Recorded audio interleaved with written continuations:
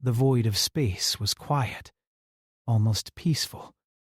Star systems glittered like scattered gems against the endless black, and for a moment, humanity's newest listening post felt like just another watchtower in a calm corner of the galaxy. But calm was a luxury the universe rarely allowed, and today would prove it. Deep in the outer rim, the post sensors picked up a signal unlike any they had encountered. At first, it seemed like a normal distress beacon, a series of coded pulses repeating across frequencies. But the pattern was jagged, desperate, almost frantic. Lieutenant Jaren Kade, who had spent years interpreting alien transmissions, frowned as he stared at the screen. "This isn't standard protocol," he muttered. This is panic. The signal came from a star system several light-years away, a place known in galactic charts as Rilkor Prime. The Rilkor were a technologically advanced species, famous for their elegant cities and delicate bioconstructs. They had always been cautious, meticulous in everything, never prone to rash decisions. Yet here was a call for help that sounded human in its urgency, raw, unfiltered, almost screaming across the void. The Council on Earth debated endlessly. Some argued it could be a trap, a test from older civilizations, or worse, a lure set by predators to draw a human fleet into danger. Others insisted the Rilkor were too fragile to survive on their own, and the call for help could not be ignored. But humanity had never been the kind of species to watch and wait. They thrived on audacity, on calculated risk, on throwing themselves into the unknown and shaping it to their will. Captain Mara Voss paced in the command room of the Iron Talon, the flagship of the Deathworlder fleet. Her crew watched her, knowing that she carried the weight of both the fleet and the decision to respond. "We are the only ones who can get there in time," she said quietly, her voice carrying a firmness that brooked no argument. "We don't negotiate with fear. And we don't hesitate when lives are at stake. We jump, or the Rilkor die." Orders were given, systems were checked, and the Deathworlder fleet prepared for jump. Humanity's ships were not the largest in the galaxy, nor the most technologically perfect. They were rough, battle-hardened, designed to endure what others could not. They had survived asteroid storms that shredded lighter hulls, plagues that decimated colonies, and wars that had left entire systems in ruin. They were humans, and humans had always thrived where others fell. The jump was swift, the stars streaking past as they leapt through hyperspace. On the other side, the fleet emerged near Rilkor Prime, and the sight that greeted them was worse than anything they had imagined. Cities that had once gleamed like crystal now smoldered under the weight of unimaginable destruction. Towers were twisted into grotesque shapes. Streets were ripped open as if the land itself had been torn apart, and strange biomechanical creatures, monsters of living metal and writhing flesh, scoured the surface, consuming everything in their path. The Rilkor themselves were frozen in terror. Their elegant starships flitted uselessly around the system, unable to engage the creatures without being destroyed. Their ground forces were scattered, poorly equipped to fight a predator of this magnitude. For the first time, the Rilkor were helpless, and all their perfection, all their careful planning, had failed.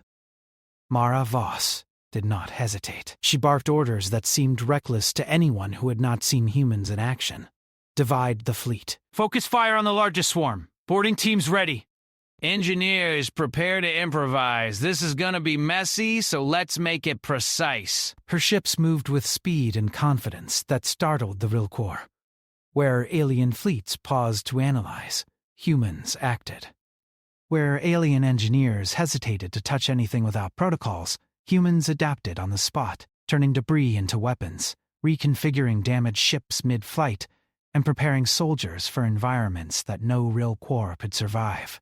Lieutenant Kieran Holt led a boarding team down to the surface. They wore suits designed for the worst conditions imaginable: corrosive atmospheres, crushing pressures, radiation storms.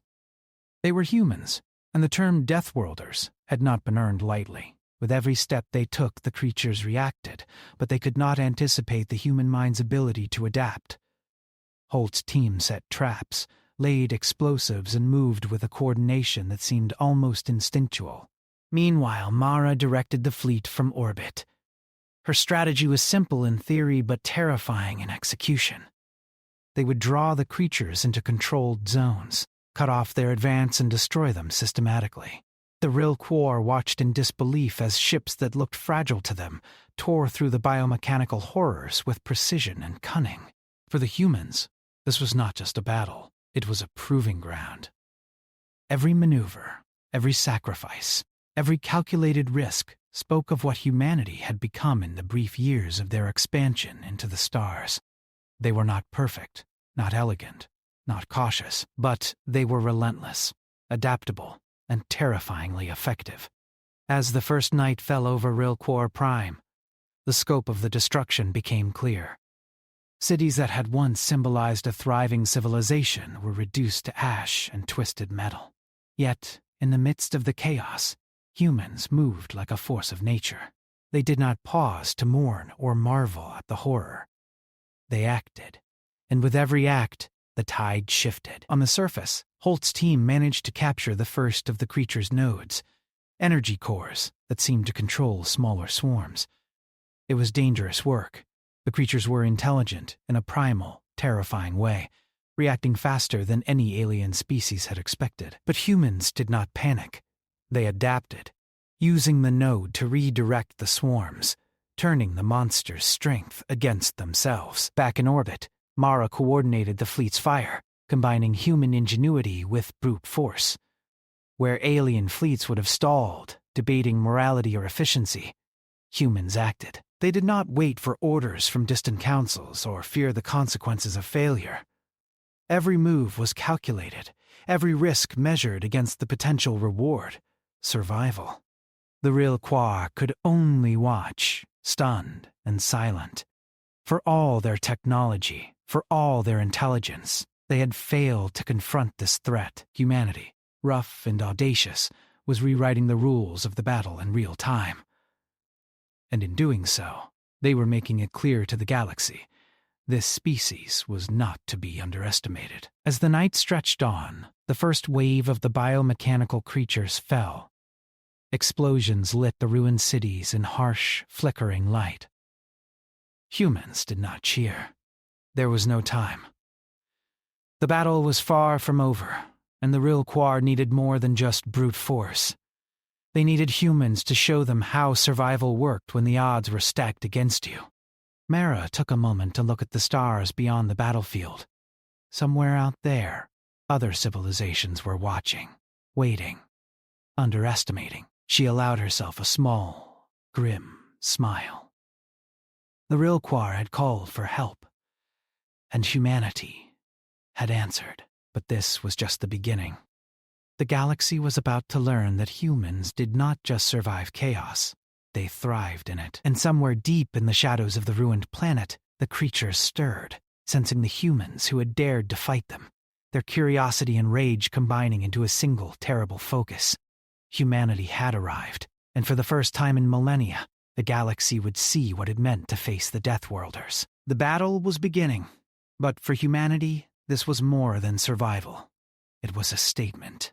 A message, a warning, and the Rill Quor, for all their perfection, were about to learn that desperation was no match for ingenuity, courage, and the human will. The void of space was no longer quiet. The Deathworlders had answered the call, and the galaxy would never be the same. The ruined surface of Rill Quor Prime was a nightmare made real. Smoke and fire twisted across the once beautiful cities, and strange shadows moved among the rubble, the biomechanical creatures growing bolder as night fell. Yet the humans did not falter. They'd arrived in the heart of terror, and they moved like a force of nature, precise, relentless, and unpredictable. Lieutenant Kieran Holt crouched behind the jagged remains of a Rill Quor tower. His team had captured one of the creature's energy nodes, but the struggle was far from over. The creatures adapted quickly, sensing the humans' interference. They were fast, almost preternatural, with limbs of metal and flesh that could crush, slice, or spew fire in a heartbeat. Yet the humans had something the creatures could not predict: creativity under pressure. Holt glanced at his squad, their faces grim but resolute beneath their helmets. "Remember," he said, "these things think differently. They don't fear. They only react." "That's our advantage. Make them react to us, not the other way around." The squad moved in tight formation, setting explosives along the energy conduits that fed the creatures' nests. Every move was calculated, every footstep deliberate. One wrong step, and the team would be torn apart in seconds. Yet Holt trusted his team and their training. Humans had always been able to survive the impossible, and this was no exception. Above them, the Deathworlder fleet circled in orbit, a menacing ring of steel and fire. Captain Maro Voss directed the ships like a conductor of a symphony, each maneuver precise, each strike coordinated. The humans fired missiles and energy blasts, not in endless waves, but in patterns designed to herd the creatures into traps. Alien observers could not understand the strategy. The humans seemed to fight without fear, improvising as if the battlefield itself obeyed them. Meanwhile, the Real Corps scrambled to assist. Their starships flitted about, firing beams and missiles, but their efforts were slow, cautious, and ineffective. They had relied on technology for centuries, perfect technology that failed spectacularly when faced with a foe beyond their imagination. The Rilquar could not survive without human intervention, and yet they had never felt such awe, such stark admiration, mixed with fear. Holt's team reached a wide crater, the site of one of the creature's previous attacks. From within the smoke, a massive predator emerged, its body a grotesque combination of muscle and machinery. Its eyes glowed with a cruel intelligence, scanning the humans like a predator studying its prey. Holt signaled his team. They spread out, creating a formation designed to confuse the creature. It lunged faster than any human could run, but the squad anticipated its movements. Explosives detonated in sequence, fire and metal wrapping around the beast, forcing it toward traps laid by the engineers. The creature roared, a sound that reverberated through the crater like an earthquake. Yet the humans did not flinch. They adapted, improvising mid-battle, using debris, grav field traps, and improvised energy nets to restrict the creature's movements. The energy node they had captured pulsed, responding to the creature's signals. Holt's team manipulated it carefully, redirecting swarms and isolating the predator. In orbit, Mara observed every movement. "Cadet, adjust the fleet's formation. Cut off any reinforcements heading to the planet," she ordered. Lieutenant Jaren Cade, her communications officer, nodded and relayed the commands. Human ships moved with unnatural speed and coordination, herding creatures away from populated areas while systematically dismantling the most dangerous threats. The Rilquar watched, silent, as their fragile perfection shattered before their eyes. Every maneuver humans made was ingenious yet brutal, effective yet unorthodox. They destroyed what had seemed indestructible, and in doing so, they revealed the truth of humanity. Humans survived where others failed, thrived where others panicked, and fought where others would have fled. Holt's team pressed forward, moving through the devastated city. They encountered pockets of Rilquar survivors, some injured, some paralyzed with fear. Holt's squad assisted them, carrying them to safer zones, their actions both tactical and humane. They were warriors, yes, but they were also humans capable of empathy, even in the midst of chaos. Suddenly, a new threat emerged, a creature far larger than any before, its body a mass of writhing metal and organic tissue, limbs like steel cables and claws that could crush buildings. It roared, a sound so loud it made the ground tremble.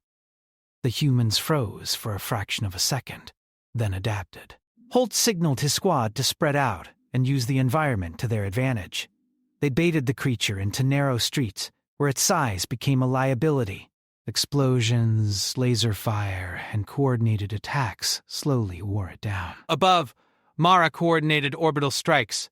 Focus fire on the weak points exposed by the traps." Timing is everything. She watched as the creature faltered under the combined assault, its movements growing erratic, until finally it collapsed, a twisted heap of metal and flesh. The real Quor could not hide their astonishment. They anticipated the creature's moves, one officer whispered. They adapted instantly. It was a revelation. The real Quor had never faced a species that could turn chaos into advantage with such ease, that could improvise deadly tactics in the midst of terror. Holt's team regrouped, but there was no time to rest. The creatures were not gone. More swarms moved through the ruins, smaller but equally dangerous, and the energy node pulsed erratically, hinting at a deeper, more organized threat. Holt knew they had only scratched the surface. Humanity's advantage lay not just in strength, but in their ability to think, adapt, and survive where others would fail. On the fleet, Mara convened a quick meeting with her senior officers. These creatures are not mindless. They coordinate, they learn, and they adapt. But so do we. We fight smarter, faster, and with creativity they cannot predict. Kade, monitor communications. Any pattern we can exploit. Engineers, prepare countermeasures for new attacks. And everyone, remember, we are the Deathworlders. No matter what they throw at us, we survive. The next few hours were a blur of movement, strategy, and improvisation. Humans moved through the ruins with a combination of precision and audacity that left even the Reliquois stunned. They salvaged materials from destroyed buildings to make weapons, used debris to create traps, and coordinated attacks that seemed impossible in real time. Where alien species relied on perfection and protocols, humans relied on instinct, courage, and ingenuity. By dawn, the first major wave of creatures had been neutralized. Entire sections of the city that had been overrun were now under human control. Survivors began to emerge from hiding, and for the first time, the real Quor allowed themselves to hope. But Holt knew better than to celebrate. The creatures were relentless, their numbers vast, and the energy nodes suggested a hive-mind intelligence yet to be fully understood. Still, there was a subtle shift in the battlefield. The creatures that had once struck with near-absolute coordination now moved cautiously, wary of the humans who had turned their own tactics against them. Holt realized that this was humanity's greatest weapon: unpredictability. The creatures could anticipate destruction from brute force, but humans were not brute force alone. Humans thought, adapted, and turned fear into advantage. Mara watched from orbit, her eyes scanning every movement on the planet below. "They think they can control this system," she said quietly.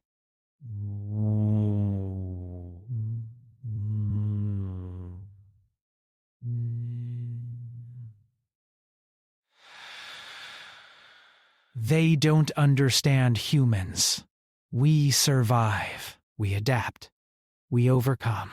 And in that statement lay the truth of the Deathworlders. They were not perfect. They were not invincible, but they were unstoppable in ways no other species could comprehend. As the sun rose over the ruined Rilquar cities, the scale of human impact became clear.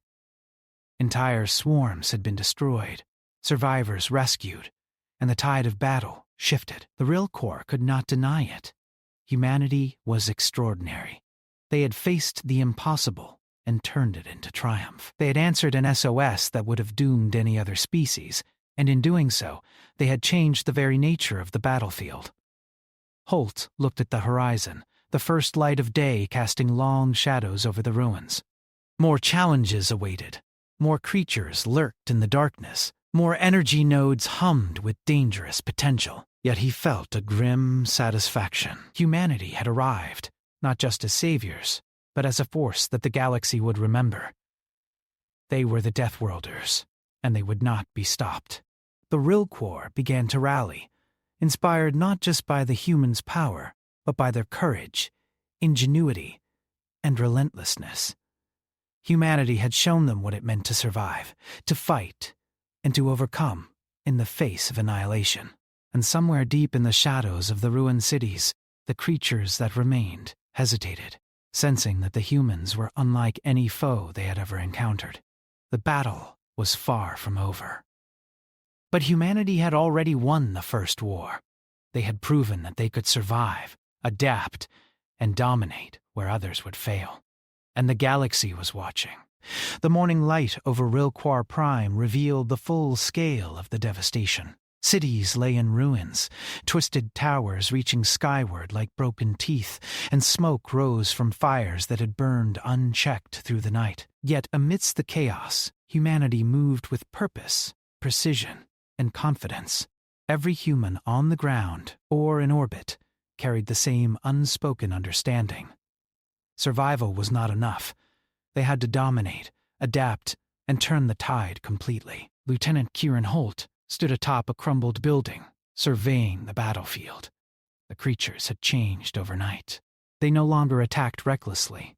Instead, they coordinated with a cunning that suggested intelligence beyond instinct. They struck in waves, cutting off supply lines, ambushing squads, and using terrain in ways the humans had not anticipated. Holt felt a familiar thrill rise in his chest. This was exactly what humanity excelled at: adapting to the unexpected, turning disadvantages into weapons. "Lieutenant!" a voice crackled over the comm. "We've scanned the energy nodes. There's a central hub controlling all smaller units."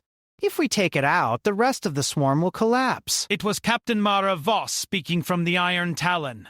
Her tone was calm but firm, every word carrying authority. It's risky, but this is our chance to end it before more cities are destroyed. Holt's eyes narrowed. Understood, Captain. We move fast, we hit hard, and we don't leave anyone behind. His squad prepared for the assault.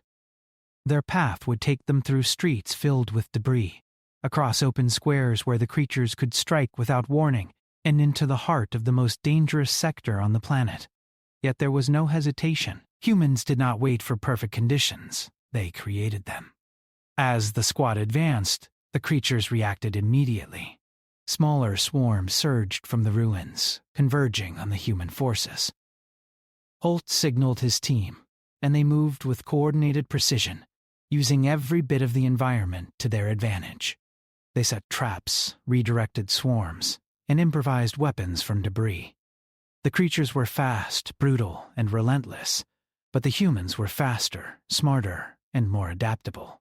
Above them, the Deathworlder fleet maintained a protective orbit. Mara directed orbital strikes with surgical accuracy, timing each attack to coincide with Holt's movements on the ground. Every missile, laser blast, and energy pulse was synchronized with the humans' actions below. The creatures had never faced such a combination of ground and orbital tactics, and their hesitation was growing. The Rilquar watched from the shadows, their pride shattered but their hope renewed. For the first time, they realized that humans were not just fighters. They were strategists, engineers, and improvisers, all at once. Their unpredictability was terrifying to the creatures, and awe-inspiring to the Rilquar. Holt's team reached the central hub, a towering structure of organic metal and glowing energy conduits. The air around it buzzed with power, and the creatures guarding it were massive, their limbs moving with terrifying speed.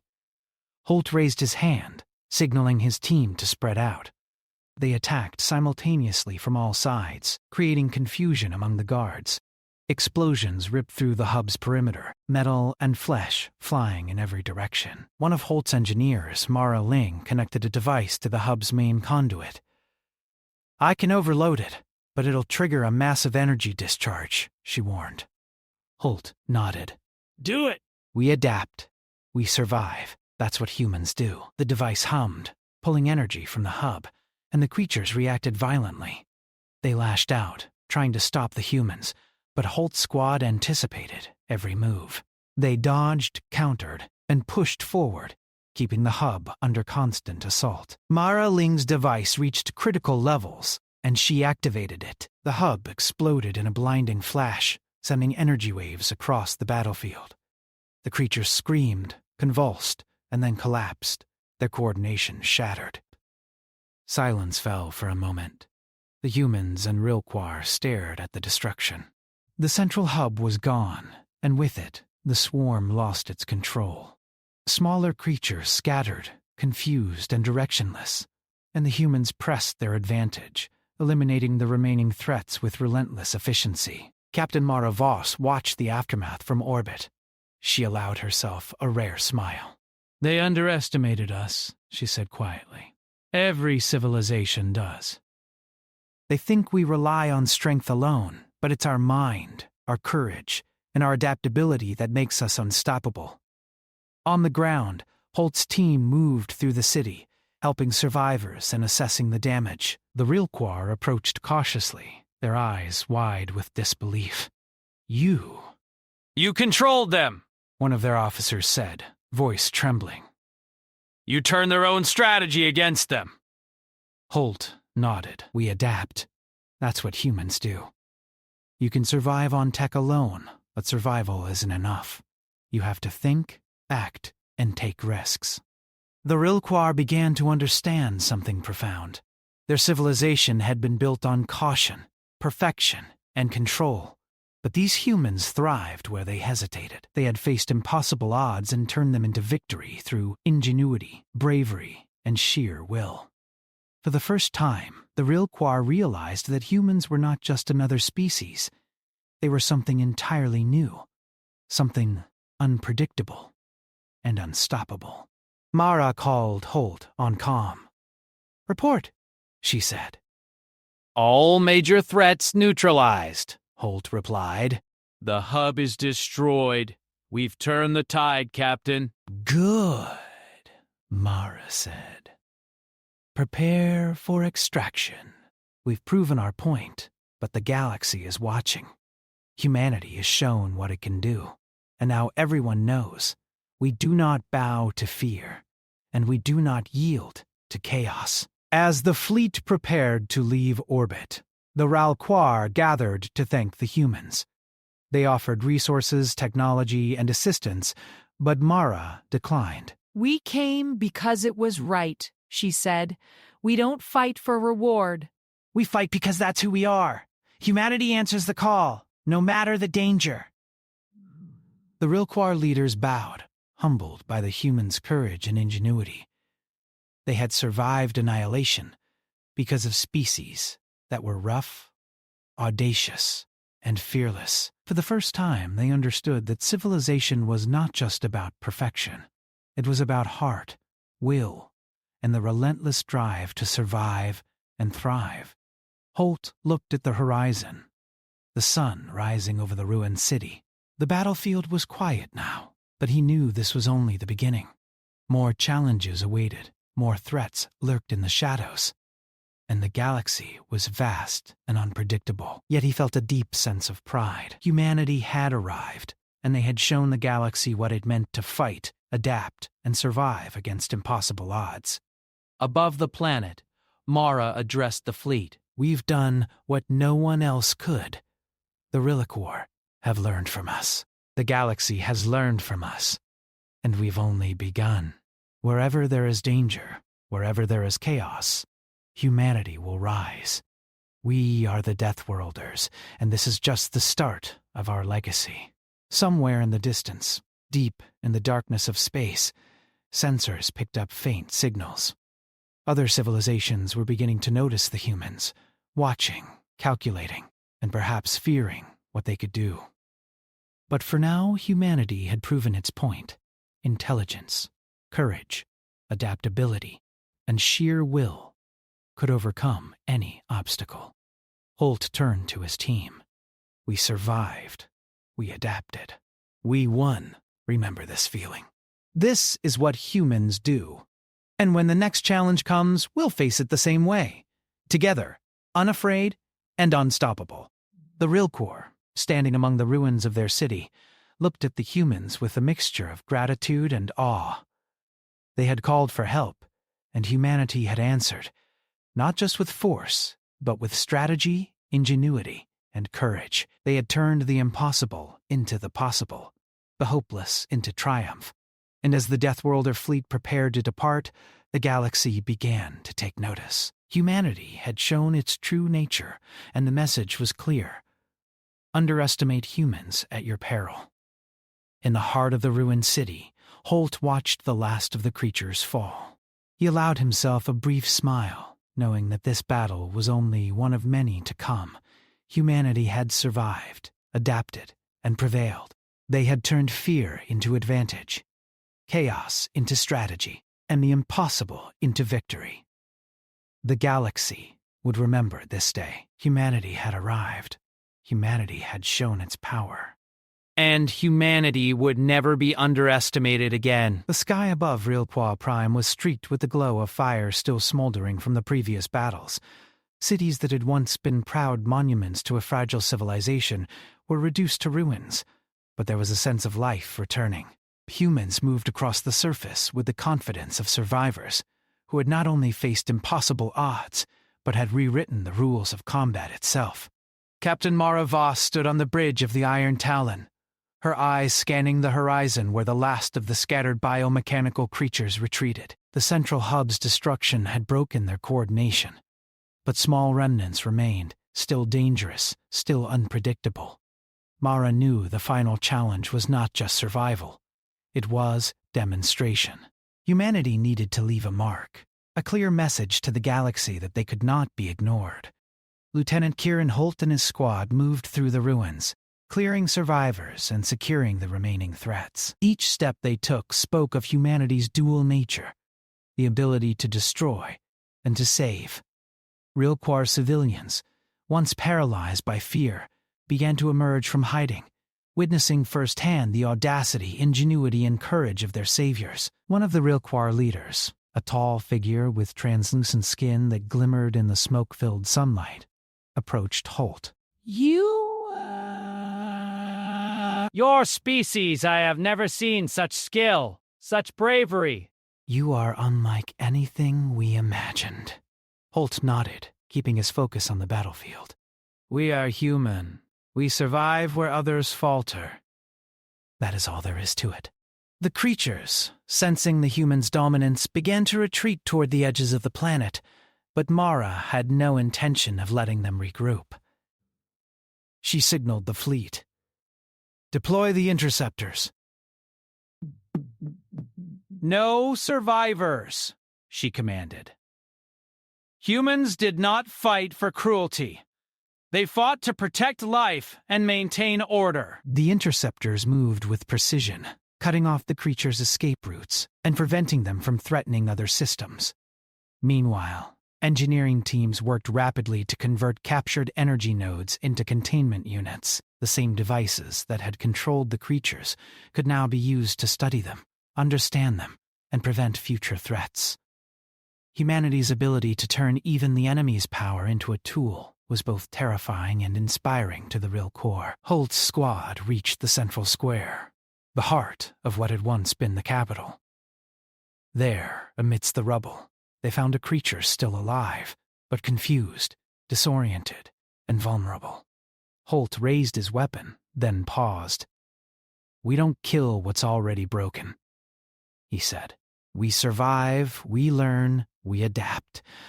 That's how humans win." The creature was captured alive, to be studied, its patterns analyzed, its danger neutralized, without unnecessary slaughter. Above the planet, Mara addressed the fleet and any nearby observers. "We came because life called to us. We stayed because the galaxy demanded it. Today, humans have proven what others only fear. Ingenuity, courage, and the will to survive can change the tide of any war. Remember this." The Rilqua leaders, now free from the terror that had paralyzed them, bowed to the humans. It was not just gratitude. They recognized a truth that could not be ignored. Their civilization, perfected over millennia, had failed under pressure. Humanity, rough and unrefined, had adapted, survived, and overcome. This was not luck. This was a force of nature. In the following hours, the Deathworlders coordinated the recovery effort. They guided the Rilqua in salvaging resources, treating the wounded, and rebuilding essential infrastructure. Where the real Quar had relied solely on technology and precision, humans relied on action, creativity, and improvisation. Their influence was immediate and undeniable. Mara convened a meeting with her senior officers. The real Quar have seen our methods. The galaxy will hear about us. They will underestimate us, and they will regret it. She allowed herself a small smile. We don't just survive.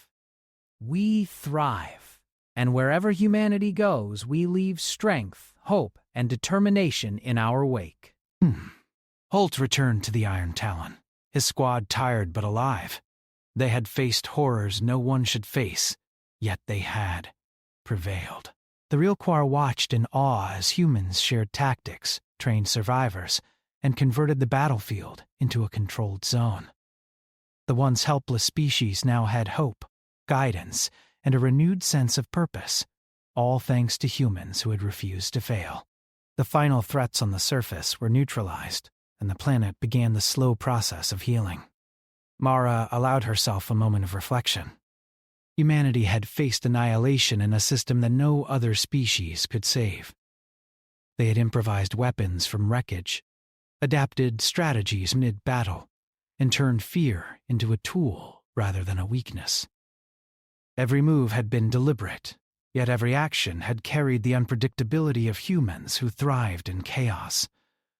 A real Quar historian approached, carrying records and observing the destruction. Your methods, your species, it defies our understanding, he said. We have learned more in one battle than we have in 1,000 cycles of study. Mara nodded. That's what humans do. We survive where others falter. We fight where others run. We adapt where others fail. And we never stop until the impossible becomes possible. Above the planet, the fleet prepared to depart. They had no need to linger. Humanity's point had been made. Systems across the galaxy would remember the Deathworlders, not as invaders, not as conquerors, but as a force of hope, ingenuity, and unstoppable will. As the ships jumped to hyperspace, Mara looked out at the planet below. Still scarred, but alive, the real Quar had survived, and so had humanity. The galaxy had witnessed a species capable of facing annihilation, adapting to every challenge, and emerging victorious. Humans were not perfect, but they were unstoppable, and that was enough. Holt stood at the observation deck of the Iron Talon, looking at the stars stretching into infinity. This is just the beginning, he said softly. The galaxy thinks it knows humans. It doesn't. Not yet. And when it finally learns, it won't forget. In the distance, faint signals reached the fleet from neighboring systems.